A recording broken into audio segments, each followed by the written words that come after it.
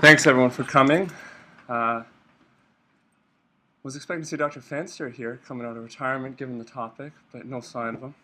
We're talking about overactive bladder today. It's one of the most common urological conditions and has recently been the topic of many randomized controlled trials. There's comparative data out there recently on each of the anticholinergics, so there's about 9 out there in clinical practice. Mirabegron, Botox, as well as Neurostim.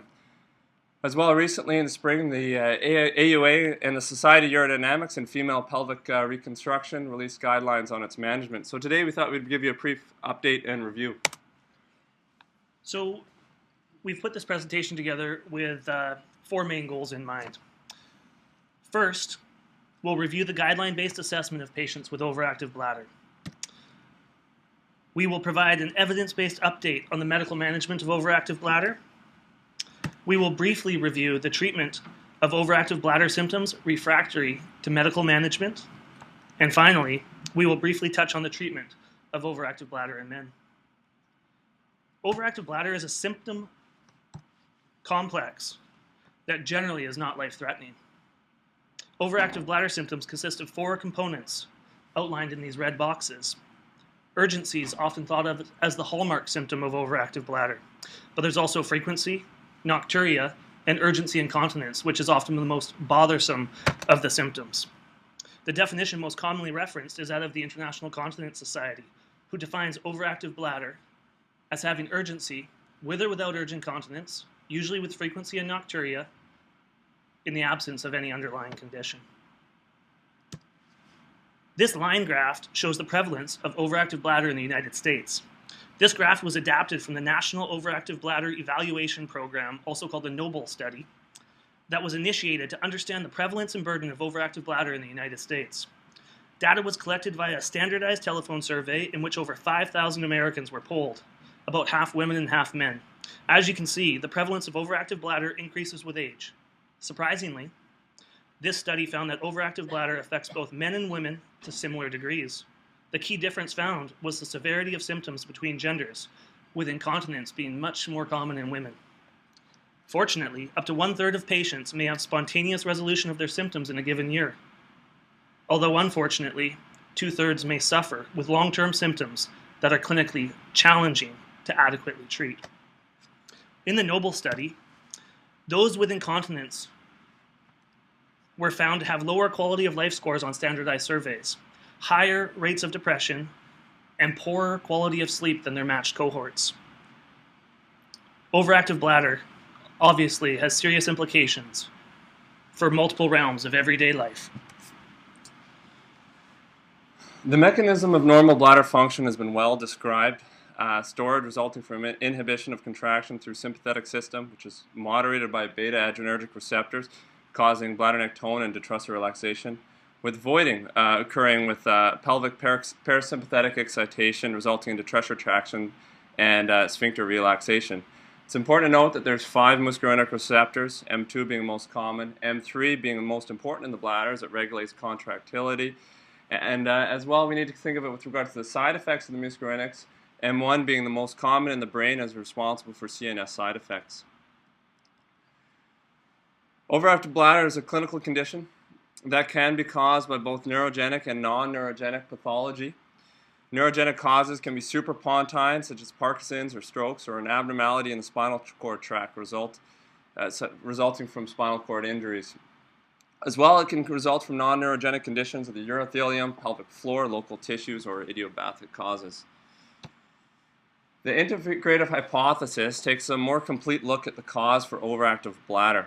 It takes into account that the afferent neurogenic and myogenic mechanisms all play a role. Symptoms of urgency, frequency, and urge-related incontinence can occur from anywhere along this pathway. For example, the urothelium interstitial cells can directly affect the level of excitation or degree of propagation of the detrusor contraction in the myovesical plexus, as well as it can trigger the afferent pathway to the brain, which affects conscious sedation, voiding reflexes, and other points in the pathway resulting in sensation, urinary urgency, or frequency.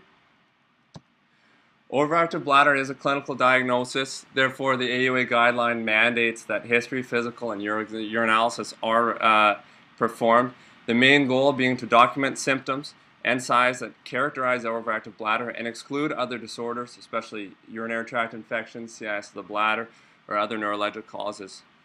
Post-void residual is not necessary, although it is recommended as it can be considered and helpful in monitoring people on therapy or people at risk for urinary retention. Diaries are extremely helpful. Urine culture, if a urinalysis is positive, as well recommend the use of symptom questionnaires to help manage behavior. Urodynamics, cystoscopy, and upper tract imaging are not routinely recommended, but are recommended for complex patients, example being hematuria or positive cytology. Should be recommended for cystoscopy. Also consider men with significant urinary urgency symptoms or lifelong smokers. The AUA defined the complicated patient that requires further investigation. Again, they're highlighting the need to investigate malignant, infectious, neurologic, or anatomic disease-related causes of overactive bladder. The AUA guideline has recommended a stepwise approach to treatments based on the benefits and harms of a proposed treatment. First-line treatments are conservative in nature and have evidence-based support for benefits in overactive bladder with low potential for harm. Second-line treatments are pharmacologic in nature with proven benefits in overactive bladder, but without the risk, and with the risk of side effect profile of that particular medication. Third-line therapies have been shown to be efficacious, but arguably have a higher risk for potential harm and may not be widely accessible, which may limit their clinical applicability. And finally, there's some additional treatments which just are downright not recommended for treatment of overactive bladder. Patient education is essential when initiating any therapy in medicine. This empowers the patient to be proactive and engaged in the treatment process. For overactive bladder, a good first place to start when counseling the patient is to have an overview of normal voiding function. This allows an overactive bladder patient to identify how their voiding habits differ from the norm. It is important to explain that overactive bladder is a symptom complex that primarily affects quality of life and is often chronic with no ideal treatment out there. Realistic treatment goals need to be set, and it may not be possible to attain 100% symptom control. Multiple treatment may need to be tried before a balance between efficacy and tolerability of side effects is reached. Unfortunately, no treatment may be acceptable for the ultimately, no treatment may be acceptable for the uncomplicated overactive bladder patient. There are two fundamental approaches to behavioral therapies for overactive bladder: bladder training and behavioral training. Bladder training involves things such as timed double delayed voiding. Bladder outlet training can be something along the lines of urge control techniques, where the patient suppresses the urgency-associated symptoms of their overactive bladder. Pelvic floor muscle therapy and biofeedback have proven helpful and are often done by specialized nurses or physiotherapists. Behavioral training is also a cornerstone of conservative management of overactive bladder. Fluid management has been shown to improve frequency and urgency symptoms. Caffeine, constipation, and weight loss have all been shown to be beneficial as well. So the male overactive bladder treatment in veterans study, the MOTIVE trial, directly compared behavioral therapy to extended release oxybutynin. This was a 2-site randomized controlled equivalence trial with a 4-week alpha blocker run-in. 143 participants were then randomized to 8 weeks of behavioral treatment, and the behavioral treatment included pelvic floor muscle exercises, urge suppression techniques, and delayed voiding.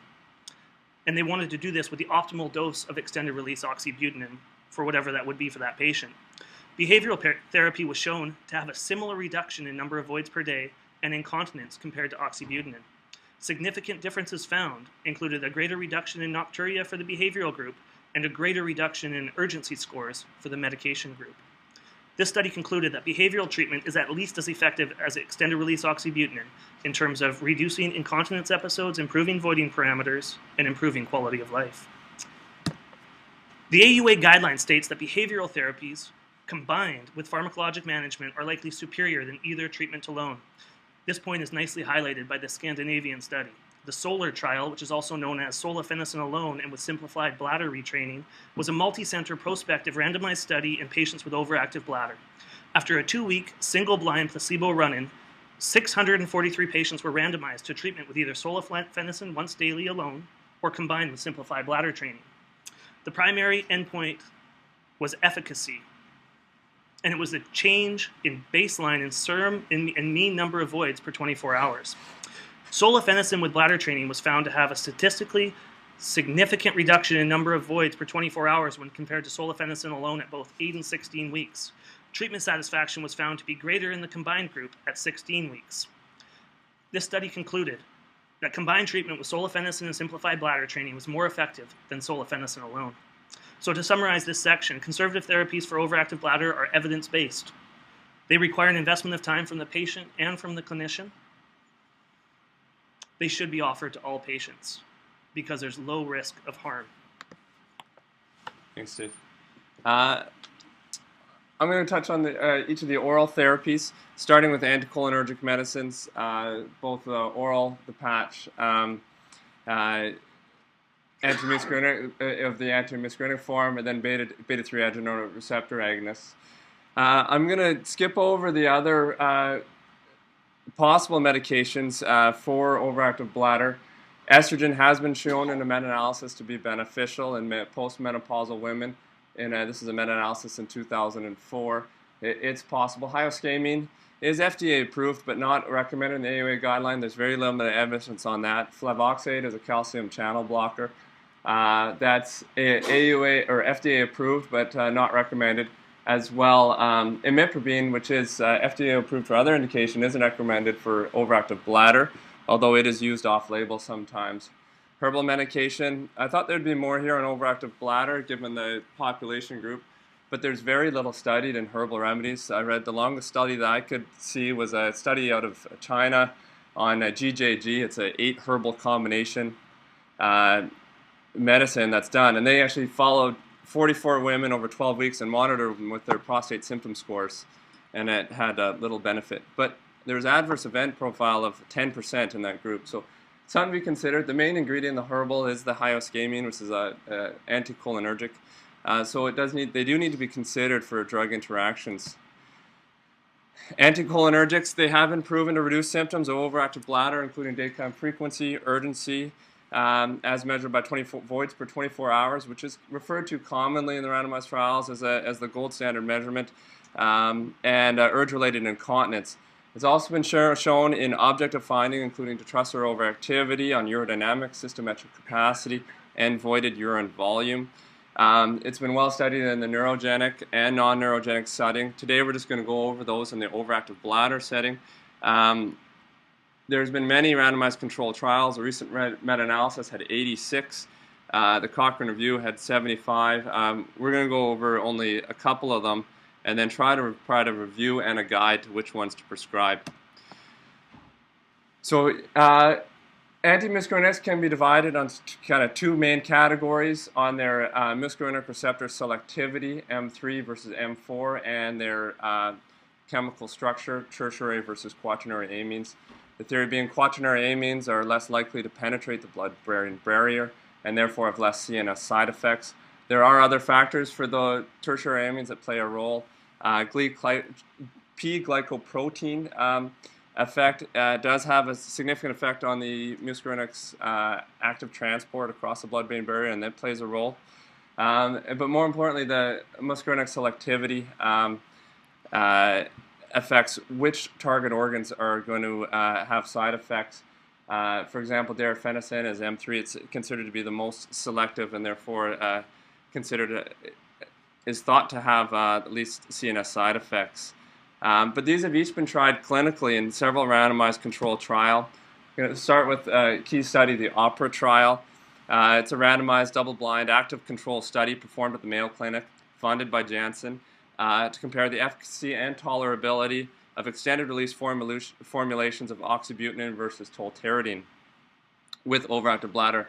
790 women were included in the study, and these women were treated for 12 weeks. They had severe urinary incontinence, 21 to 60 episodes of urge incontinence a week, with 10 or more voids per 24 hours. Oxybutynin was significantly more effective in reducing micturition frequency, and total incontinence, as well as dry rates over Tolterodine, only slightly more efficacious in the primary outcome measure, which is urge urinary incontinence. Side effect profile was worse in the Oxybutynin group. 23 women, they reported more dry mouth and had similar discontinuation rates. This was non-significant, and discontinuation rates were similar. The STAR trial is another randomized trial compared Tolterodine 4 milligrams versus a dose titrating Solifenacin. They could get 5 milligrams or recommend a dose escalation to 10 milligrams. It was a randomized trial. Patients were blinded, so those in the Tolterodine could still recommend a dose escalation. They just were blinded and they did not receive it. 50% of the people in each arm recommended a dose escalation. Discontinuations were the same, 3 and 3.5%. Their results showed that Solifenacin with a flexible dosing regimen showed a greater efficacy to Tolterodine extended release 4 milligrams in reducing urgency episodes, incontinence, and urge incontinence, as well as pad usage, and increasing the volume voided per micturation. More Solifenacin patients became continent and reported improved perceptions of in bladder condition assessments, but due to its design, it was a non-inferiority study, so they were just similar. They were concluded as being similar. This highlights kind of a problem in these medications is the dose titrating is often varies between trial to trial, as well as the outcomes.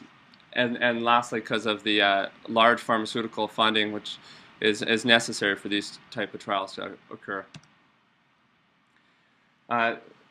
Dr. Hirschhorn led a study funded by Pfizer to compare the efficacy and tolerability of Fesoterodine versus Tolterodine in a placebo randomized clinical trial for patients with reported symptoms of overactive bladder.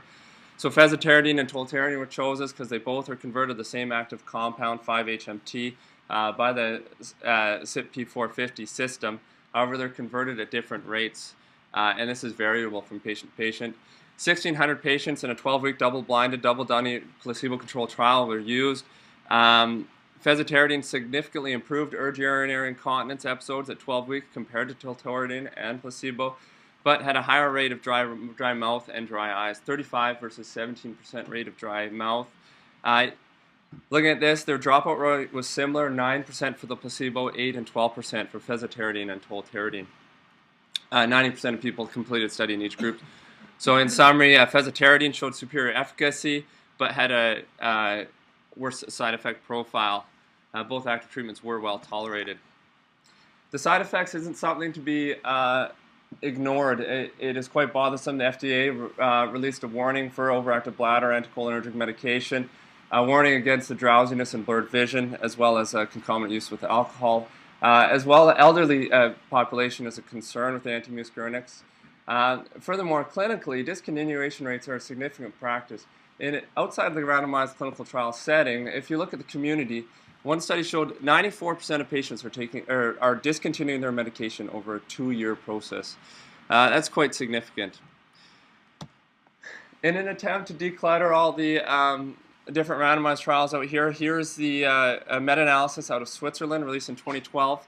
They looked at 76 randomized trials in terms of efficacy and then adverse events. First, looking at efficacy, the reduction in micturition for 24 hours was the standard they used. And if we see here, there's a linear relationship between dose and efficacy. Oxybutynin, which has the most dosage forms, at the higher doses is much more efficacious than the low dose, which have little treatment effect. Looking at the side effect profile, they looked at overall adverse events, so they gave an adverse events weighted analysis. So they chose 7 adverse events categories in each of the treatment arms. The number of adverse events were weighted according to an expert consensus, added up and then divided by the total patients, and corresponded to each treatment arm, dosing regimen, and method of delivery.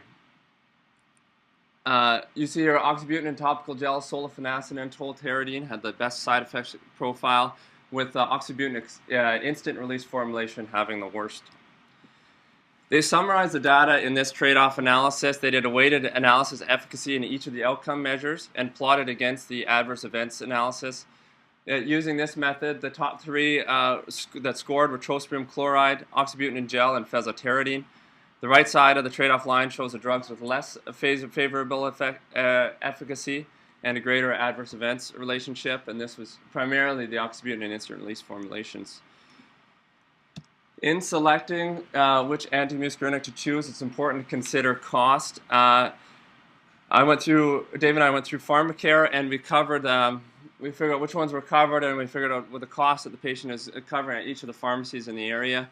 Oxybutynin is the only one covered with full coverage by a PharmaCare at this time, and it is the cheapest one to begin with. So from a cost analysis, from a cost perspective to the patient, oxybutynin is significant, is a very real possibility to give to the patients. Other medications on here are the Tolterodine and the Mirabegron. I included Botox. Botox is $250 for the 100 unit. That's the overactive bladder recommended dose, not the neurogenic 200 unit dose recommended. And it costs them $250. This isn't including the OR cost, the cost of the surgeon, and the complication costs. But if you break it up over 6 months, and dosing can be given for anywhere from 8 to 15 months, so it may not be fair, but it's at about $1.38 a day, which is very comparable. So our goal for this talk was to provide a goal as to which anticholinergic to use. Just went over from a cost standpoint to the patient. Oxybutynin is efficacious, has a modest side effect profile, more so than the other anticholinergics. It's tolerable. It's a reasonable starting point. In terms of CNS side effects, trospium, fesoterodine, and Solifenacin, all worthwhile considering. In terms of least dry rate, lowest rate of dry mouth, Solifenacin and Tolterodine. And acute urinary retention was the study used in men with overactive bladder symptoms. Tolterodine safe. In the meta-analysis, efficacy to adverse event profile, trospium should be considered. Trospium is the only renally excreted one, so in terms of drug interaction standpoint, consider it. And then in the elderly, fesoterodine has been demonstrated in randomized trials to be safe. So now we'll switch gears onto Mirabegron, our oral beta-3 Adrenoceptor agonist. So Mirabegron was approved for use in overactive bladder in June of 2012. This is a novel medical treatment because it works via a different mechanism than the anticholinergics. The beta-3 adrenoceptor is the most abundant sympathetic receptor in detrusor muscle. Activation of this receptor is felt to mediate detrusor relaxation. Induction of contraction can still be maintained by the parasympathetic nervous system, resulting in preservation of maximum micturition pressures with this medication in theory. 3 randomized control trials regarding Mirabegron will now be discussed. All 3 of these trials were funded by Australis, which is necessary for these large trials to get made. They are the maker of Mirabegron. These are the highest quality evidence that we have for the safety and effectiveness of this medication that I found. The first study compared Mirabegron to placebo. The study design was a multinational randomized double-blind placebo and Tolterodine controlled phase 3 trial in patients greater or equal to 18 years of age with symptoms of overactive bladder for greater or equal to 3 months. Almost 2,000 patients were enrolled. The intervention that they set up for the randomization was a 2-week single-blind placebo run-in, and then the patients were randomized to receive either placebo, Mirabegron 50 milligrams, Mirabegron 100 milligrams, or Tolterodine extended release 4 milligrams orally once daily for 12 weeks. The primary outcomes were change from baseline to final visit in mean number of incontinence episodes per 24 hours. As demonstrated by these 2 line graphs, Mirabegron was superior to placebo in decreasing urinary incontinence and voids at 24 hours.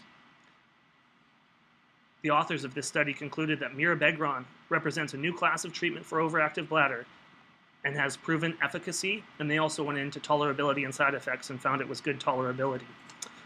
I want to talk about tolerability in this next study. This is Chappelle, who assessed Mirabegron versus Tolterodine without a placebo arm.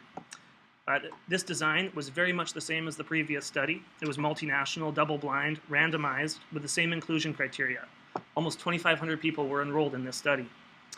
The intervention here was a 2-week single-blind placebo run-in, and then randomization was 1:1:1 to once daily Mirabegron 50 milligrams, once daily Mirabegron 100 milligrams, or Tolterodine extended release 4 milligrams for 12 months. So this study was done over 1 year, which is quite a long duration from the trials that I saw. The main goal of this study was to assess safety of Mirabegron over this 1-year period. Efficacy was a secondary outcome, and they didn't do any statistical analysis to determine if one was better than the other. The overall adverse event rate was similar between groups. The key difference was that the adverse event profile differed. Most notably, incidence of dry mouth with Mirabegron was 2.8% compared to 8.6% for Tolterodine extended release. Constipation and hypertension seem similar across groups. The conclusion is that Mirabegron is safe with equivalent adverse events to Tolterodine extended release. However, there is decreased risk of dry mouth, which is a common reason for patients discontinuing anticholinergic medication. The secondary outcome of this study was efficacy. No formal statistical analysis was performed to compare these once again. Both Mirabegron and Tolterodine showed improvements in incontinence, micturations, and mean volume voided per micturation. A semi-conclusion drawn by this is that Mirabegron and the active control Tolterodine improved key overactive bladder symptoms from the first measured time point at 4 weeks, and efficacy was maintained over the course of this 1-year period. We do know that Mirabegron is effective, but once again, we don't know if it's equivalent to anticholinergics, but certainly it is better than placebo. So this final study I'm going to present is by Abrams and compared Mirabegron and Solifenacin plus Solifenacin alone to see if combination therapy was associated with a benefit over monotherapy. Again, same type of design, multinational, double-blind, randomized, and similar inclusion criteria. Approximately 1,300 patients were enrolled. Patients were randomized to 1 in 12 groups. It's quite a complicated randomization. There were 6 combination groups, there was 5 monotherapy groups, and there was a placebo group. And they looked at 12 weeks of treatment.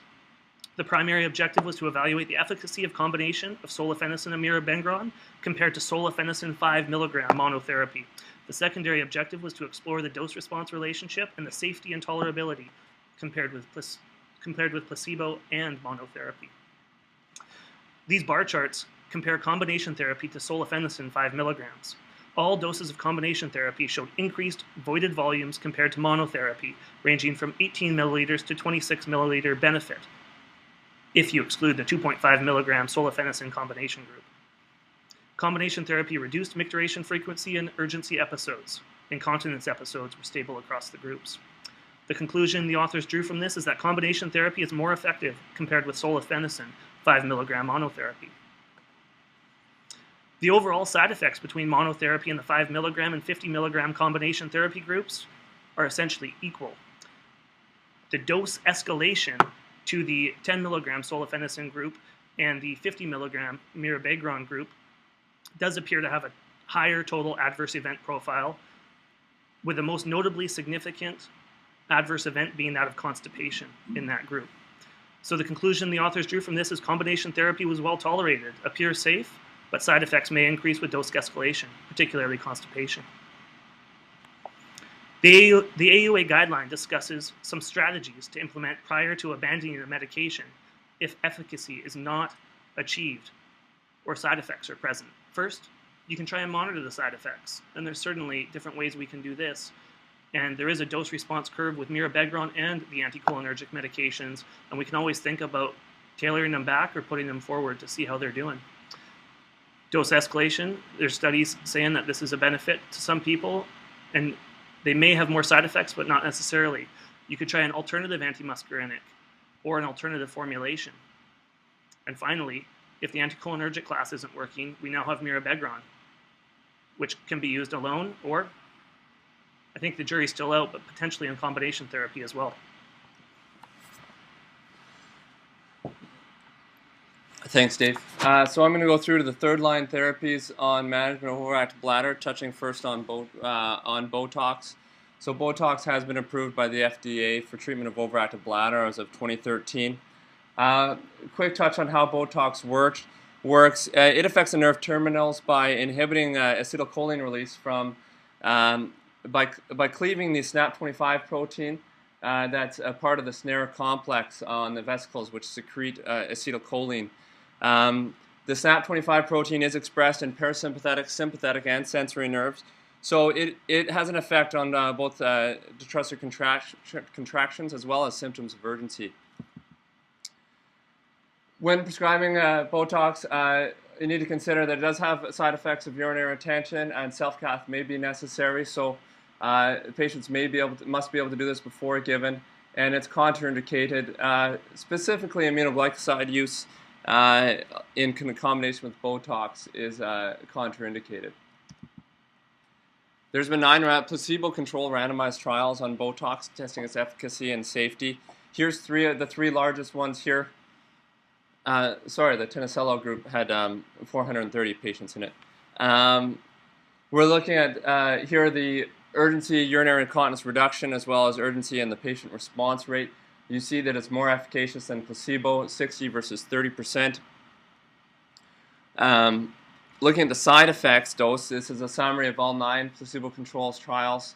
If you look at the 100-unit group, which is the dose in terms of the dose response rate, what was settled on and is recommended for the overactive group, there's a 7% incidence of acute urinary retention post-analysis and 6% use of CIC post-procedure.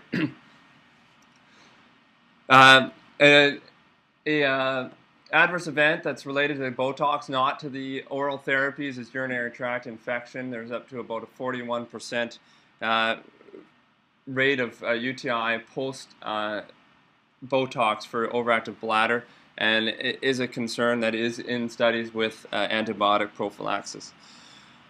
Hematuria was not a clinical concern. Other side effects that warrant discussion is transient weakness. It's not listed here, but it's a fairly subjective complaint, and patients should be warned. There's been one major study of a head-to-head trial, anticholinergic therapy versus Botox. This is done by Duke University. It's an ABC study, anticholinergic versus Botox. It's 10-center, randomized controlled trial, double-blind, double placebo-controlled, involving women without neurological disease who had moderate or severe urinary incontinence, refractory to oral therapy. The oral therapy use, as inclusion, was mixed. There was no specific, and they didn't define how many anticholinergics they had to be on, but at least one. For a 6-month period, patients were randomly assigned to receive oral anticholinergic medicine. This was Solifenacin, initially 5 milligrams with possible dose escalation to 10 milligrams, and possibly switching to trospium, 60 milligrams extended release, plus 1 intradetrusor of injection of normal saline. The other group was intradetrusor injection of Botox versus daily oral placebo. Follow-up was recorded at 6 and 12 months post-therapy discontinuation. If you look at efficacy, both groups were equivalent with respect to reductions in frequency of daily episodes of urge urinary incontinence at both 6 and 12 months, which was a primary outcome measure of this study.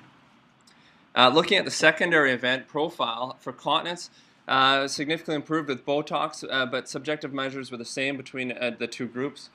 The group receiving Botox was less likely to have dry mouth and more likely to have complete resolution of urge urinary incontinence, but had higher rates of transient urinary retention, more frequent catheterization, and increased rates of urinary tract infection. Here's a look at the final studies for the numbers for urinary tract infection rate and discontinuation rates. If you consider discontinuation rates, 6% for the Botox group versus 7% for the oral anticholinergic therapy group. In summary, Botox has improvement in incontinence for people refractory to oral medication, 60 to 6% response rate in terms of quality of life improvement. It had similar subjective improvements, less anticholinergic side effects, but more urinary retention. Its risk of urinary retention was 6%. Median time of injection spacing was recommended on other trials to be 12 to 15 months. It's commonly quoted as being 6 or 9% months and is quicker in the neurogenic group, but in the overactive bladder group, you can space it out to almost yearly. Long-term use appears safe. The longest studies, up to 7 years for follow-up. It continues to be efficacious on repeated injections. And a concern, it's not pharmacare funded, it's a cost to the patient.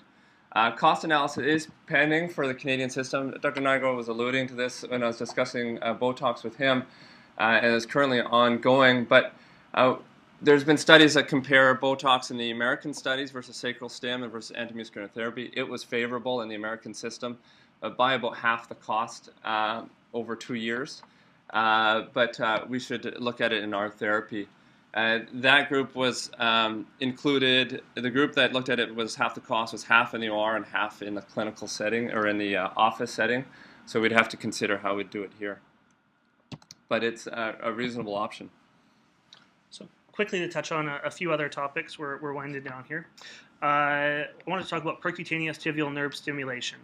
And this consists of electrode being inserted near the medial malleolus of a leg, either one. Electrical impulses delivered through the needle are transmitted along the tibial nerve to around the S3 segment of the sacral plexus, ultimately leading to modification of the voiding reflex via sacral nerves. The initial treatment is usually 30 minutes, once per week, for a minimum of 12 weeks of continuous therapy. The mechanism for both percutaneous tibial nerve stimulation and sacral neuromodulation are not well understood. There's lots of theories out there. The general idea is that the spinal cord peripheral nerves sort of modify the spinal cord reflexes and the brain networks, and it could be some association with the myogenic network in the detrusor as well. But it's not well elucidated to point, and there's ongoing research for that. So this is actually an FDA-approved treatment for overactive bladder, and it's listed in the AUA Guidelines for refractory symptoms. A couple studies just to touch on briefly are this Fanazi-Agros group performed a double-blind randomized controlled trial of 32 patients. Patients in these groups are much smaller than the medication groups because there is an active intervention going on. The placebo arm received stimulation for 30 seconds in the gastrocnemius. So they actually put an electrode into them and pretended they were doing the procedure on these people. The PTNS group experienced statistically significant improvements in incontinence, frequency, and voided volumes compared to the placebo group.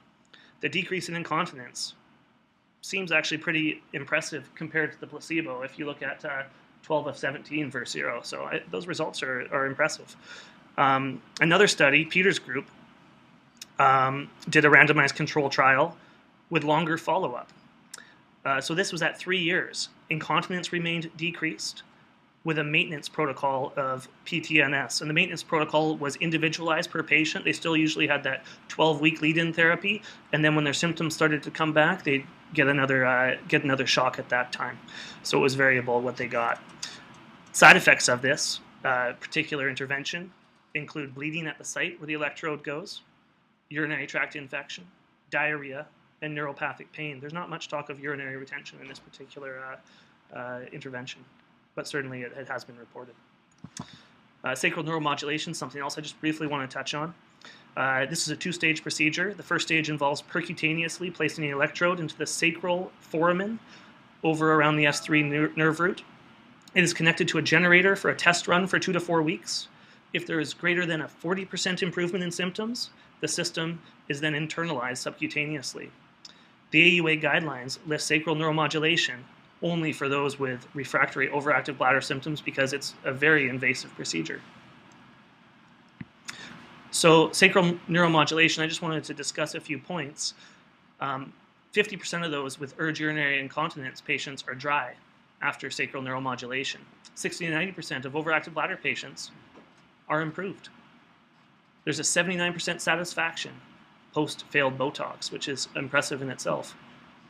Complications of this include infection, hematoma, lead migration, pain or device malfunction, and the surgical revision rate is high. And then we wanted to throw this last point in just about a cost-benefit analysis.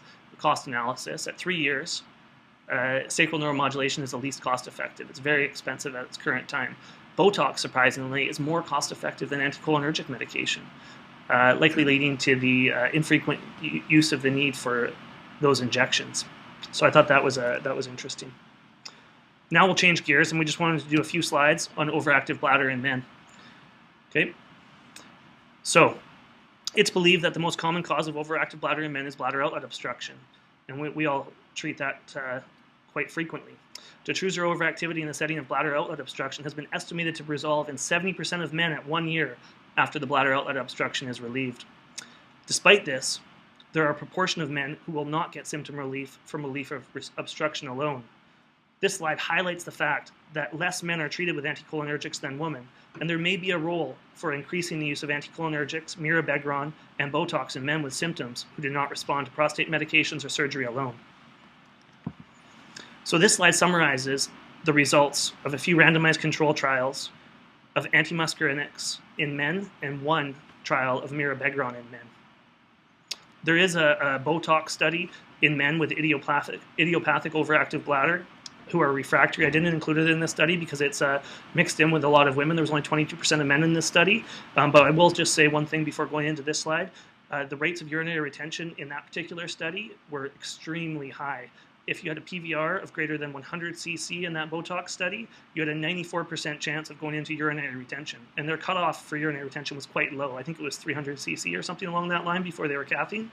But regardless, that was very, very high. So Botox in men with overactive bladder should be used in caution at this point until further studies can help us out with that question.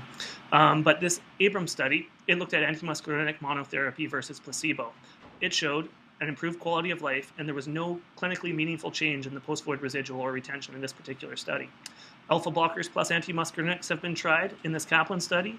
This showed increased benefit with combination therapy, low incidence of retention, it was about 1%, and varying results for post-void residual increase. Antimuscarinic therapy, with or without BPH medication, has also been tried. This improved symptoms, and once again, there was a low incidence of retention. The AUA guidelines sort of hint that if the PVR is less than 200 cc and the flow rate is decent, greater than 5 cc per second on Euroflow studies, then you could consider these medications in men. But if you're over these thresholds, probably you'll be at more risk for retention. Thanks, Dave. So yeah, that AUA guidelines and the COA guidelines on BPH echo that statement. In conclusion, conservative management should be tried in everybody. It's beneficial. It's beneficial in combination therapy, and there's very little harm. In terms of the medications, they have equivalent efficacy. They all have their merits, and it's dose-related as well as administration-related. Consider their side effect profile. Monitor their side effect profile. Try to manage these, because discontinuation is a problem. As well, consider the cost. That's a problem and a barrier for many patients. There are ways to optimize treatments. An example of this being extended release versus instant release. It was shown in almost all studies to be beneficial. Consider the method of application. The patch or the gel may be beneficial in some. And then try several antimuscarinics. There's no set sequence. Mirabegron is often given second line after another one's been tried. But there's been no proven role for which one's better in sequence than the other. We saw in the Botox study that Solifenacin was given in people who failed 2 prior anticholinergic medicines, and it had the same efficacy as a Botox. So that may have been enrollment into a randomized trial and just simply being in there with a careful monitoring. But consider sequentially sequencing and work with your patients. Then if that fails, there's interventional therapies. Botox, its role is continuing to expand. It's new. It may be cost beneficial. It is a procedure which may be concerning for some people. And urinary retention is a risk, as well as urinary tract infections. And then again, I don't know why they studied it in men with elevated post-void residuals, but they did it in some, and they did very poorly. And then sacral neurostim. It's not readily available here in Vancouver. I think we've got to go to Calgary or Seattle for that. It's not extremely cost effective, but your alternatives that we didn't touch on today, being diversion or augmentation, it would probably be favorable to many patients before going to that point, and should be discussed. So that's the end. Any questions?